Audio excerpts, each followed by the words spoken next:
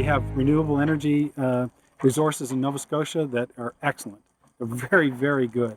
We can build wind fields. We can use that energy to power homes. We can use that energy to power our transportation, our vehicles. It's a very exciting time. We have a company capable of putting together this project that resulted in the first turbine and now more. And the idea is to make it possible for us to use the energy which is going by here every day. Well, the turbine behind me is an intercon called an E53. It's 73 meters tall and it has 53 meter diameter blades. It produces upwards of 800 kilowatts on a windy day, and it's connected to the local grid, local distribution grid. So the wires leave here, go straight down the hill, join wires that travel to Tatamagouche. It powers all the homes on the way, and it powers the businesses in Tatamagouche. It's something that you can grasp. There is the source of the power, and here's where you use it. And we didn't burn one lump of coal to do that. And that carries a very strong message. We didn't have to make a mess in order to live here and use that power. We have two programs that allow us to build projects like this. And one is the CEDIF, the Community Economic Development Investment Fund. That allows us to create a company, sell shares to local people. That gives us the funds to build projects like this. The second thing we have is a community feed-in tariff, a COMFIT. And that allows us, when we meet certain criteria, to sell electricity into the grid, which in turn our shareholders use. So those are fundamental programs that allow us to do these things. Combined with that and having local people recognize the importance of this and wanting to actually make money in the green economy, we were able to gather large amounts of money, over $2 million in share sales. So we have a loyal group of shareholders who like the idea that they have ownership of something that's here, that's theirs.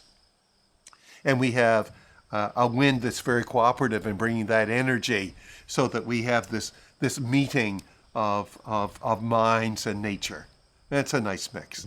It's simple to understand how a turbine making electricity can power our homes, but to make the connection to transportation is really important. David Swan was 20 years working on practically all the electric cars that we will ever hear about in the next few years. And he has brought with him that promise of a different way of looking at transportation. And behind me is an electric car. It's a brand new 2012 Nissan Leaf. They're now available. You can actually purchase them. So it's kind of, for me, a dream come true in that I've worked in electric cars for so long to actually see them become commercialized and actually available in Halifax. Now the next step is to have people buy them and participate in this and be part of the solution. When we talk about how do I like driving this car, I just love the idea that more and more it's wind power that makes transportation easier and much better for the environment. It's cutting into the burning of coal than the burning of gasoline. So how do I like this car? Boy, this is the future.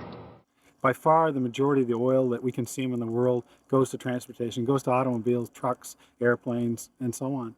And the link of transportation to electricity suddenly lets us to make that big change, that big leap from going from oil to being able to power our transportation by renewable means. Well, we need some charging stations then so people will buy electric cars. So now it's starting to come together and more electric vehicles are coming to market. The green economy is a new economy that emphasizes things that are sustainable. And sustainable means long-term solutions, not another short-term solution where you drill an oil well, it's good for 10 years and then you have to move on.